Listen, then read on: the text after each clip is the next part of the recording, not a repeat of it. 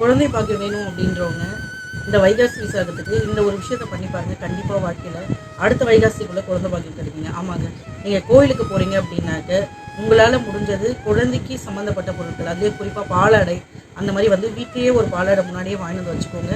வீட்டில் உட்காந்து பொறுமையாக அப்போ முருகர்கிட்ட காலையில் எழுந்து குளிச்சு முடிச்சோட அந்த பாலாடையை கையில் வச்சு ஒரு சொட்டு கண்ணீரோட முருகர்கிட்ட நல்லா வேண்டிக்கோங்க. முருகா, நான் குழந்தை இல்லாமல் ரொம்ப ரொம்ப கஷ்டப்படுறேன். அது வந்து என்னால் தாங்கிக்க முடியாத வழியாக இருக்குது. என்னுடைய வாழ்க்கையில் நீயே எனக்கு குழந்தையாக வந்து பிறக்கணும். அடுத்த வருஷம் வைகாசி விசாகத்தில் எனக்கு குழந்தை பாக்கியம் கண்டிப்பாக இருக்கணும். நீ தோன்றிய நாளுக்குள்ளே வந்து எனக்கு ஒரு குழந்தை வேணும். அடுத்த வருஷம் வந்து நான் என் குழந்தைக்கு வந்து உன்னுடைய பேரையே வைக்கணும் அப்படின்ட்டு முழு மனசோடு வேண்டிக்கிட்டு அந்த பாலாடியை பூஜை ரூமில் வச்சு நல்லா வேண்டிட்டு எடுத்துகிட்டு கோயிலுக்கு போங்க.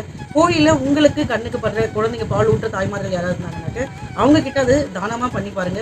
கண்டிப்பாக உங்கள் வாழ்க்கையில் ஒரு மாற்றம் கிடைக்குங்க. ஓகேவா? உங்களுக்குமே குழந்தை பாக்கியம் கிடைக்கும். நீங்கள் ட்ரை பண்ணி பாருங்க. கண்டிப்பாக அது நல்லதாகும். வீட்டில் விரதம் இருக்கிற அன்னைக்கு வந்து வீட்டில் விரதம் இருக்கும்போது ஒருத்தருக்காவது கூப்பிட்டு வீட்டில் வயிறு நிறைய சாப்பாடு போடுங்க.